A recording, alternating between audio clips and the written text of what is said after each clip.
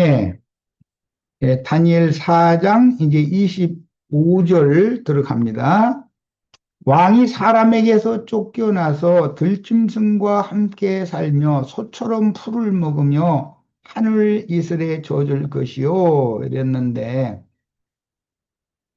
예, 느부갓네살 왕이 그 수산성의 그 어마어마한 그 황궁에서 그 저기 사랑하는 아내하고 저 후처들하고 이렇게 행복해 살면 좋은데, 이 나라 저 나라를 이렇게 다저 군사력으로 이렇게 정복을 하려니까 야전사령관 노릇을 하려니 야전 침대에서 자야 되잖아. 네. 네. 말하자면 그런 말이야. 들짐승과 함께 산다 그랬는데, 여기 들짐승이라는 건 바벨론의 군대는 본국에서 자출한 군대보다도 정령국에서 자출한 군대, 전부 하나님을 생각해 다 들짐승들로 보는 거예요. 그런데 소처럼 풀을 먹는다, 이게 굉장히 어려운 말인데, 하나님의 백성들은 들짐승과 대비되는 풀이다 이거예요. 풀인데 마태복음에서는 채소라고 돼 있죠. 채소. 음. 하나님의 백성들은 채소로 상징이 된 거예요. 이방 그 바벨론의 점령국의 군대들은 들짐승들인 거고, 소처럼 풀을 먹으며, 그러니까 하나님의 백성들을 잡아먹는다 그런 말이지요. 세력의 힘으로 하늘 이슬에 젖을 것이요. 그러면 여기서 하늘 이슬에 젖는다라는 말도 하나님의 백성들에게 말씀하실 때는 해석이 달라요. 그때는 은혜 안에, 예, 아까 저기 여고냐 왕이 그 하늘 이슬에 젖는다 그랬잖아요. 그때는, 예, 하나님이 그 적국에 사로잡힌 신세지만 하나님의 은혜 안에 지내게 해준다. 감옥에 갇혔지만, 요셉이 감옥에 갇혔지만 하나님의 은혜 안에 있었던 것처럼 그런 용어인 것이고, 여기에서 느부갓네살 왕이 하늘 이슬에 젖는다라는 것은 햇빛을 맞고 다닌다는 뜻이니까, 그것은 존트루스로 해석을 하면 안 되는 거죠. 여기서는 말은 전쟁터를 전전하며 큰 제국을 이룬 후에 왕이 사로잡은 유대인들이 크게 뉘우치면서 하나님께서 적은 수를 때가 찼을 때 예루살렘과 본토로 돌아가게 해 주실 때까지, 이게 70년인데 71회예요. 71회의 마지막 한 일회는 7대라고 그러는데, 그 이제 추수 때라고 그래요. 그때까지 지낼 것이다. 그때에 지극히 높으신 이가, 이것은 하나님을 말하는 것이고, 사람 나라를 다스리시며, 느부갓네살 왕의 나라는 인간 나라지 그게 하나님 나라가 아니잖아.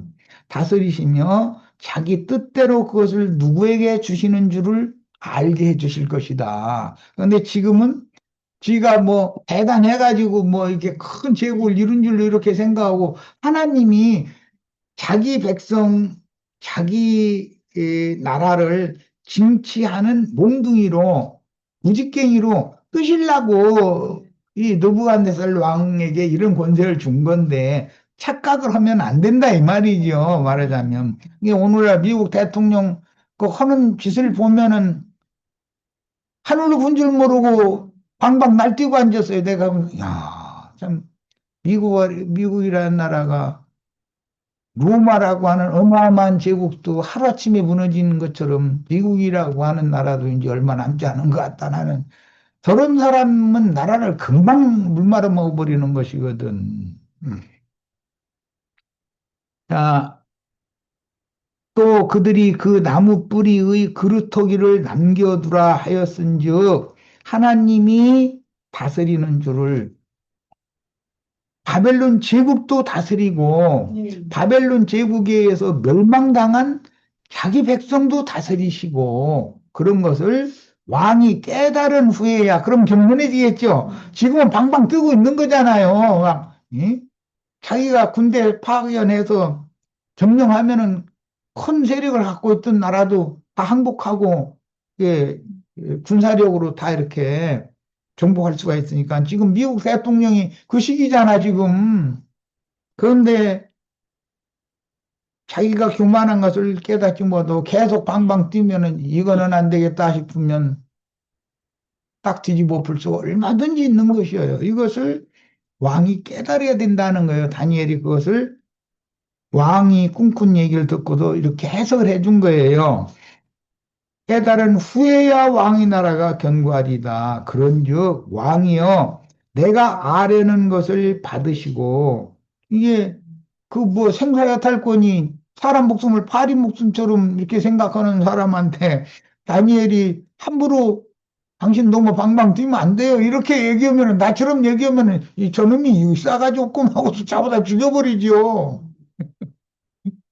근데 예, 다니엘에게 그 왕을 설득한 지혜를 주어가지고 잘 설득을 하는 얘기지.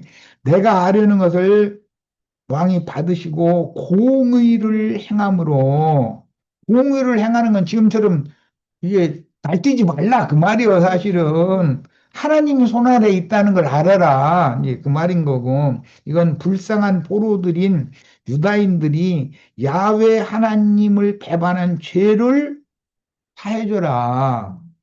소가 풀 뜯어 먹듯이 무조건 그냥 뜯어 먹어버려서는 안 된다. 하나님 백성을 그렇게 함부로 해서는 안 된다. 이 말이지요, 지금. 그리고 가난한 자를 긍휼히 여김으로 그들의 죄악을 사하여 주시라고 그랬는데, 그 이제 유다 백성들이 자신과 조상의 영적인 범죄를 깊이 뉘우치며 돌이키는 유다인들이 그들의 심령이 가난하던 자들은 긍휼히 여김으로 그들의 죄악을 사하소서. 포로 귀환을 시켜주세요. 그 말이겠지.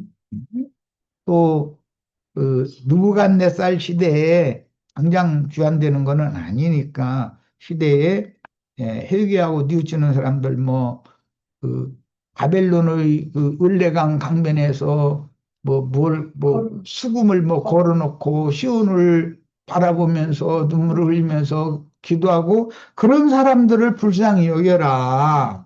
그들이 이제 자기 고향, 자기 그 본향에 있을 때, 그 하나님의 보호 아래 있을 때 얼마나 그때가 그리워하고 그럴 건데, 그런 사람들을 만약에 도륙내버리고 이렇게 함부로 하면 안 된다. 그 말이에요, 지금. 그런데 지금 미국 대통령은 저희가 아실 때는 전 세계 우리나라는 문호를 개방해 놨으니까는 문호를 열어 놨으니까 다 우리나라에 이민 와서 살라고 여기 땅은 넓고 먹을 것 많이 넘쳐난다고 이러고 다 하다가 이제는 배가 불러가지고 이제는 미국이 함부로 못 들어온다 이러고 다 문을 쳐막고 앉았잖아요. 이 다니엘의 이런 말씀을 좀 귀담아 들어야 돼. 그렇게 방방 떠서 지멋대로 하는 게 아니야. 글을 하나님이 쓰실 용도가 있어서 글을 그렇게 세운 것이지. 지가 뭐가 대단한 걸로 알면 큰일 나는 거죠. 가난한 자를 긍휼히 여김으로 죄악을 사소서 그리하시면 왕의 편안함이 혹시 지금으로 봐서는 너 지금처럼 방방 떠가지고 너 가망 없고 혹시라는 말은 안 될 가능성이 더 많다 그 말이잖아. 혹시 장발이다 아니라 이 모든 일이 다 나 느부갓네살 왕에게 임하였느니라 그랬는데 다니엘이 예언해 준 말씀과 같이 그가 큰 제국의 큰 군왕이 된 이후에 심지어 하나님의 나라를 침공해서 멸망시키고 그 하나님 나라의 성전과 왕궁에 있던 금은 기명 모든 보물들 다 빼앗아 가지고 오고 그런 일까지 다 임했다 이거야. 자기가 꾼 그 두 가지 이상을 본 꿈에서 그것이 그대로 다니엘이 해석해 준 대로 다 됐다는 거예요. 자, 그러면 우리는 이제 이런 말씀을 통해서 오늘날 아까 내가 이제 미국 대통령 얘기했는데 예? 트럼프나 푸틴이나 또 시진핑이나 이런 사람들 하늘 높은 줄 모르고 함부로 방방 뜨다가는 그럼 코 다쳐. 하나님 손에 다 있는 걸 우리는 믿는 거예요. 자, 계시록 17장을 인용을 한고 18장으로 바로 인용을 했는데 17장에 보면 바다의 짐승과 땅의 짐승이 나오죠. 13장에 나온 것이 17장에 다시 나왔는데 땅의 짐승들과 음녀가 짝이 돼 있고 바다의 짐승들이 그 땅의 짐승들인 상고들 그들을 다 이게 심판해 버리잖아요. 그래서 큰 음료를 벌거벗겨 가지고 불사르는 일을 크고 붉은 용의 열 뿔이 그 일을 하잖아요. 그 말씀이 17장에 나오고 이제 18장을 인용했는데 읽어봅니다. 힘찬 음성으로 외쳐 이르되 무너졌도다 무너졌도다 큰 성 바벨론이여. 그러니까 미국 러시아, 중국 얼마든지 하나님 무너뜨리려고 맘만 먹으면 망하게 할 수 있는 거죠. 어. 그러고 오히려 미약한 대한민국이 강대국이 될지 모르는 거 이거 알 수 없는 거예요. 다만 이제 우리 형제 자매님들이 주님 앞에 얼마만큼 신실하고 주님 앞에 얼마만큼 예, 은혜 안에 있고 또 그 많은 사람들에게 빛 가운데로 다 돌아오도록 이렇게 전도자로 다 쓰임을 받는다면 주님이 우리나라도 얼마든지 크게 쓰실 수 있죠. 뭐 얼마든지 이건 가능한 거예요. 그러나 내가 이제 바람 넣는 거 괜히 헛바람 이제 넣으려고 그러는 거는 아니고 나는 전 세계가 지금 극우화가 되어져 가지고 멸망으로 달려가고 있는데도 어, 어마어마한 그 위기에서 우리나라를 이번에 건져주신 거에 대한 너무 감사하고 있어요. 사실은 내 속으로는 이런 얘기는 정치적인 발언이라고 오해받기 싫어서 얘기를 잘 않는데 그냥 그냥 무너지게 만들려면 버리면 하나님 버리면 무너져 버리는 거예요. 세상 없어도. 음.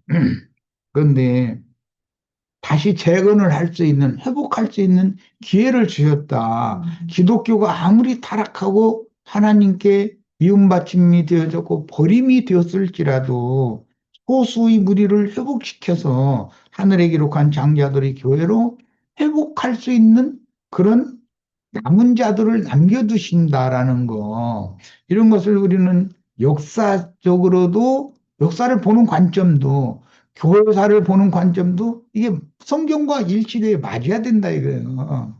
이런 거에 깊이 생각을 하시기를 바래요. 네.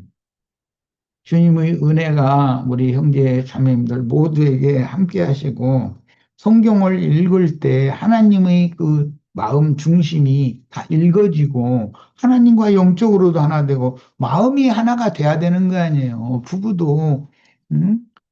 한 마음이 안 되면 참그 불화해가면서 살면은 그게 부부가 웬수지근은 뭐고 그렇게 살면 쓰겠어요. 자, 그런즉 왕이여 내가 아뢰는 것을 받으시고 공의를 행함으로 죄를 사하시고 가난한 자를 긍휼히 여김으로 죄악을 사하소서. 그리하시면 왕의 평안함이 지금같이 승승장구하는 것이 혹시예요. 이것은 혹시 당연히 이렇게 되는 게 아니에요. 장관이다 아니라 이 모든 일이 다 나 느부갓네살 왕에게 임하였느니라. 그러고 나서 지금 내가 이제 계시록 17장은 설명만 했고 18장 지금 들어간 거예요.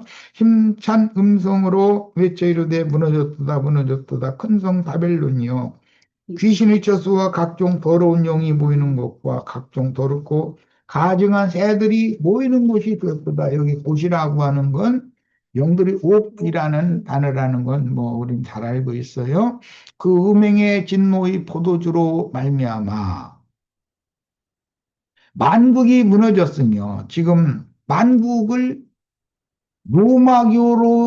로마교의 조직 신학 교리로 인해서 만국이 다 무너진 거잖아요.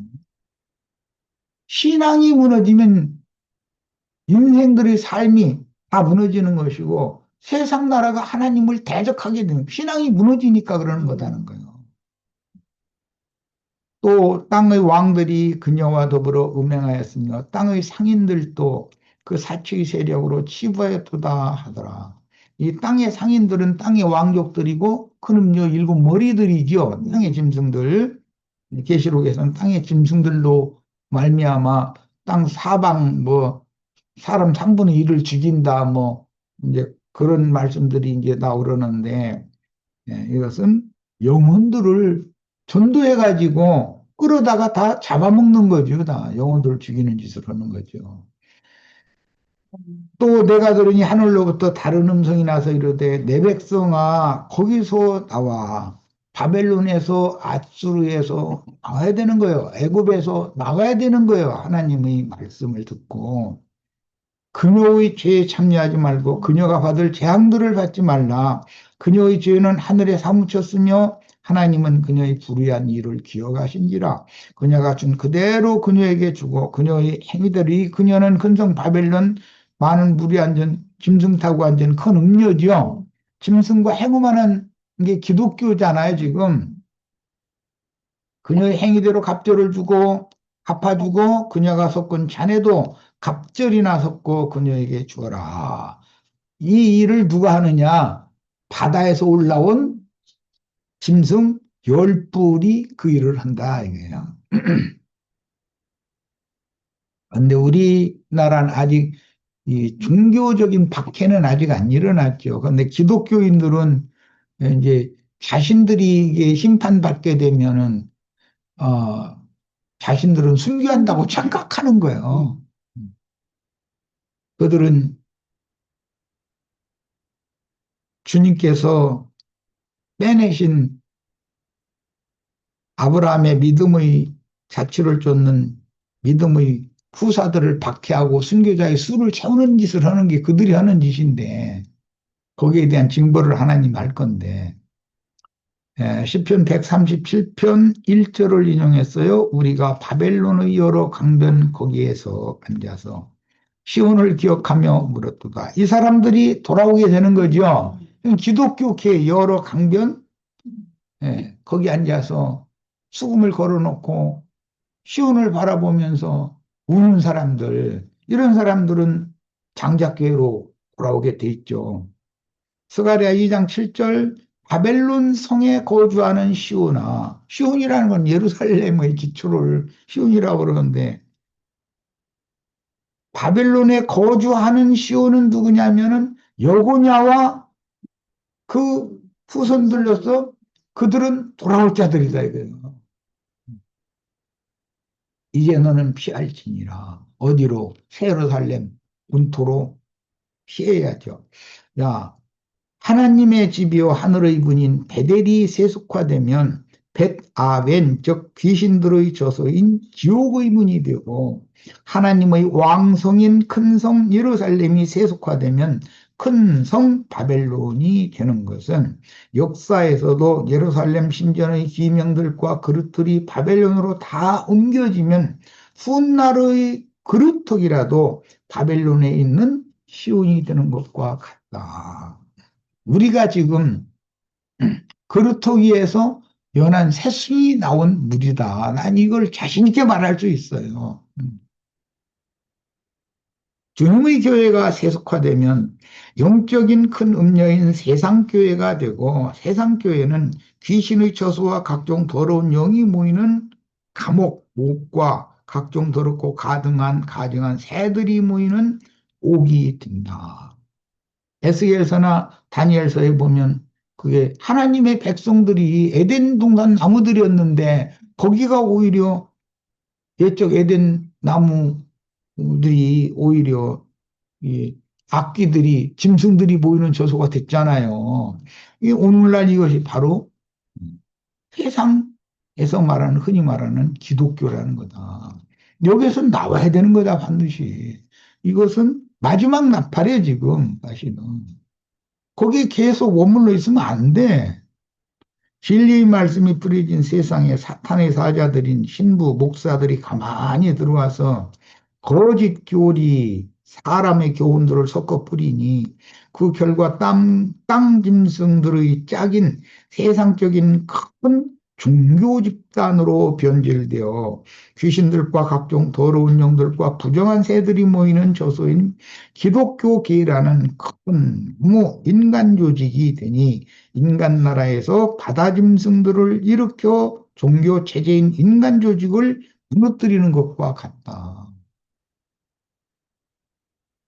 세상 정치적인 권세자들을 하나님이 필요대로 일으켜서 그거를 몽둥이 휘두르게 만드는 몽둥이로 쓰셔가지고 기독교를 완전히 무너뜨려 버리는 일을 하게 하실 수가 있다. 그러면 이런 말씀이 이상과 계시로 깨달아졌으면 하나님의 뜻은 거기서 나와야 됩니다라고 외치면 뒤를 돌아다 보고 이러고 저러고 막 자꾸 따지고 그럴 필요 없어. 일단 도망하고 나서 내 생명 보존하고 나서 뭐 나중에 그게 왜 그런지를 물어보든지 뭐 따지든 이건 다음 문제지.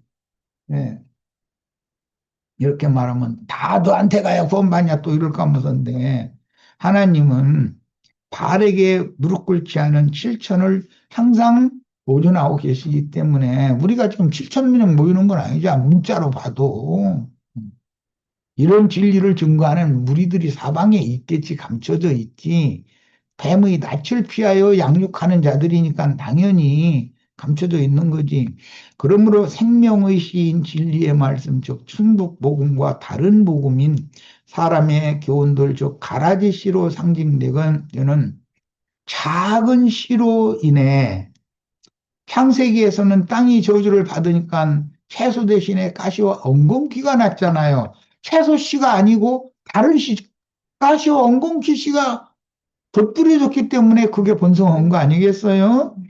가시와 엉겅퀴가 번성하게 되는데 사람들이 잘 때 가만히 겨자씨를 덧뿌린 비의 말씀을 바르게 해석해야만 두 종류의 씨가 뿌려진 두 밭을 깨닫고 누가 보낸 어떤 사자들에 의하여 어떤 씨를 뿌리는 어떤 밭에서 자라서 결실한 뭐 보아스의 밭에서 추수하는 자들 곁에서 이삭을 주어야지 다른 밭에 가면 안 되는 거야. 다른 밭도 추수 때는 똑같이 추수 때잖아. 예. 마태복음 13장 24절로 이제 25절 갑니다. 예수께서 그들 앞에 또 비유를 들어 이르시되 천국은 좋은 씨를 제 밭에 뿌린 사람과 같다. 그러니까 가라지 씨를 덧뿌린 사람도 있지만 좋은 씨를 뿌린 사람도 있는 거죠. 밭이라는 것은 어떤 씨가 뿌려지면 그 씨를 발화시키고 그 씨의 열매를 맺게 마련인 거예요. 그러니까 인간이라는 것은 인간의 마음은 진리의 말씀 씨가 심어져서 진리의 말씀 씨로 온전케 된 영혼들이 주스될 수도 있고 어떤 인간들의 마음에는 거짓 것이 섞여가지고 측정이 뺏기 거두지 못하는 그런 시도 있고 뭐 아예 그냥 나는 그러다라고 하는 그 가지 물이 씨를 받아가지고 그 씨를 이렇게 예, 열매 맺을 수도 있는 거다. 이게 밭이 아무리 좋아도 씨도 좋아야지. 여기 말하는 이제 좋은 씨라고 그랬는데 밭은 좋은데 씨가 가라지와 엉겅퀴 씨, 뭐 가시와 엉겅퀴 씨면 그 좋은 밭에서 가시와 엉겅퀴만 더 번성할 거 아니야. 인간이라는 건 이런 거라는 거예요. 자, 사람들이 잘 때, 이건 이제 예수님과 사도들이 다 자기 사명을 마치고 주의 품에 들어가서 쉴 때 그 말인데, 음부낙원에 들어갔을 때 그 원수가 와서 곡식 가운데 가라지를 덧뿌리고 갔다. 예, 좋은 씨와 가라지 씨는 지금 대비되는 말이잖아요. 그러면 좋은 씨도 싹내서 자랄 거고 한 밭에서 가라지도 싹내고 자랄 거 아니야. 예. 그러면 추수 때는 어떻게 해야 돼요? 가라지는 먼저 거둬야 되고 그 준비를 해야 되고 좋은 씨에서 맺은 그 발국이라고 흔히 말하는데 올익은 어린 양의 신부로 혼인에 들어갈 그래서 처녀는 최종적으로 추수되는 거 아니에요. 혼인집으로. 그 말씀을 하시고 나서 너의 눈은 여기 너희는 제자들이죠.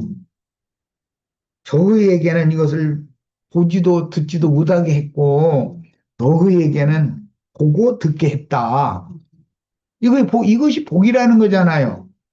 그러니까 에, 오늘 우리들이 나누는 이 말씀이 진리의 말씀이 들을 귀가 있고 이것이 믿어지는 것 자체가 성령의 복을 받는 거예요. 성령께서 이것을 아, 그렇구나 하고 그 영적 감각을 동원해서 이 말씀을 믿음으로 받아들여지게 되는 것, 이 자체가 복인 거예요. 세상에 돈 많이 벌어서 복이 아니고, 그건 뭐 세상적인 복이지, 복이 아니라고 하면 또 그렇지만, 건강, 육신적으로 건강한 것이 복이 아니다, 이렇게 말할 수는 없죠. 그런데 육신적으로 건강한 것이 성경이 말하는 복이겠는가? 성경이 말하는 하나님의 복과 인간 나라의 복은 다르다, 개념이. 이제 이걸 이해를 해야죠.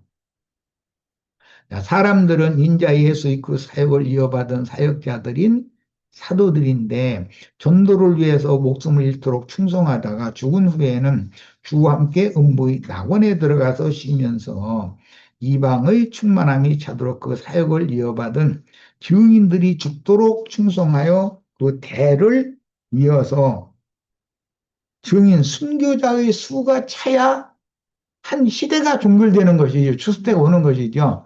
이게 70년이라고 했지만 사실은 71회로 이제 확대 해석이 되었고 71회의 마지막 한 일회라고 하는 거, 7대라고 하는 것은 추수기다 이거예요. 추수기. 중반부는 이 땅에서 장자들의 교회로 추수하는 거고 후반부는 신부성으로 육신의 몸을 벗겨서 영의 몸으로 신부성으로 아주 이제 영혼세계 데리고 들어가는 거예요. 자, 이방인의 때가 종결되는 세상 끝이 다시 이르면 증인들은 극도로 타락한 세상 교계에서 빼내신 이기는 자들을 모아 하늘의 장자교회로 회복하고 한 시대를 종결하는 추수 준비를 합니다. 이단락에서 제자들에게 풀어서 자세하게 설명해 주신 내용과 집에 들어갔을 때 조용히 제자들이 와서 그래서 이게 질문을 했죠. 그러니까 주님께서 자세히 풀어서 천국에 감추인 비밀을 설명을 해주셨다고 그랬어요.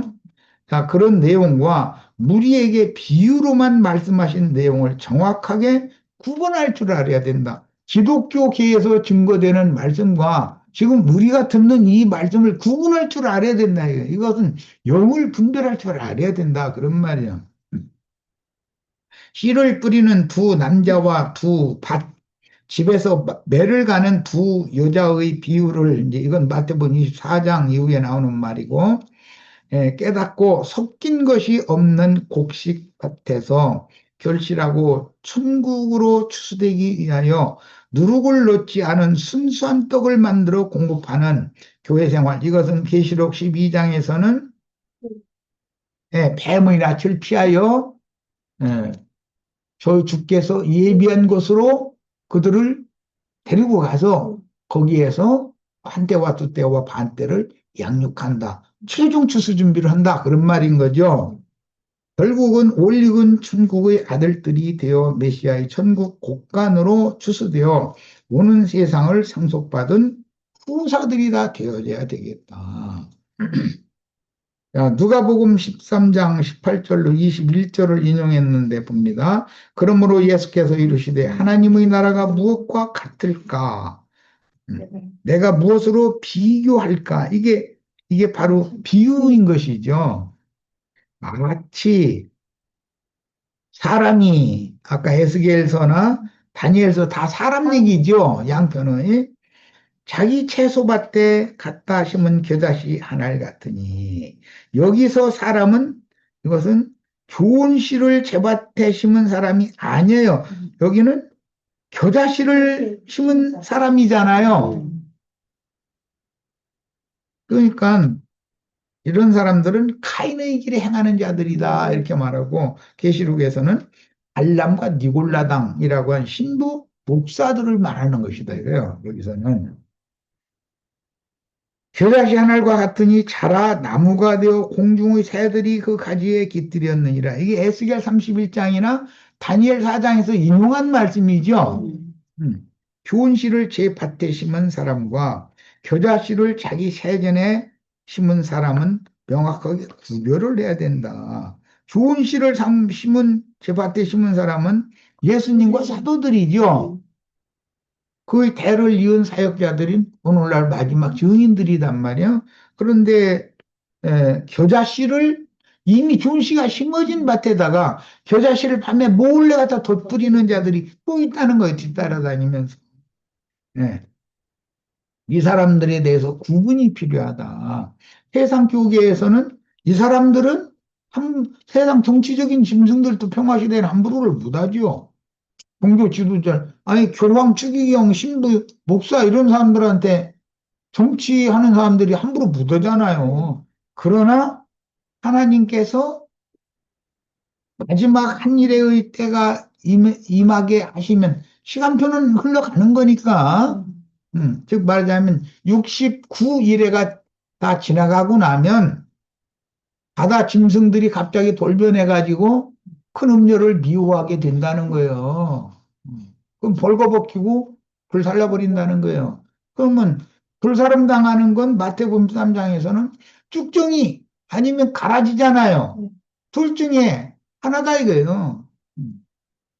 쭉정이 신자가 될지 가라지 신자가, 가라지는 종자가 다른 거고, 쭉정이는 종자는 밀은 밀이고 보리는 보리 씨르지만 결실을 못하고, 왜 그래요? 왜 결실을 못해요? 난 다 됐다 하는 자들이니까 기독교계의 그 교리 중에서 자기가 아는 것에 딱 붙잡혀 있지. 그것은 사실은 안에 생명으로 충만한 것이 아니라 교리, 머리 지식인 거거든. 그것에 잡혀있으면 사실은 빈털털이잖아. 쭉쟁이잖아. 어제든가? 어제 그, 예. 우리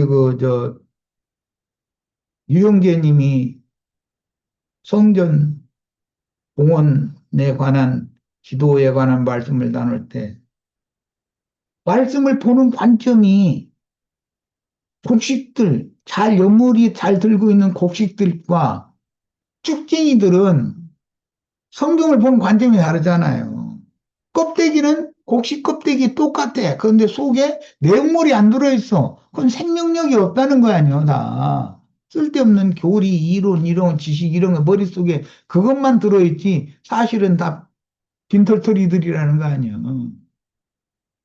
20절 또 이르시되 내가 하나님 나라를 무엇으로 비교할까? 마치 여기 여자라고 하는 여자라는 건 항상 노예를 말해요.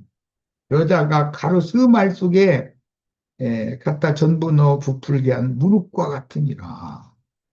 예. 가라지라고 하는 말씀이 한 비유고 누룩이라고 하는 말씀이 또 한 비유지요. 이렇게 표현을 하셨어요.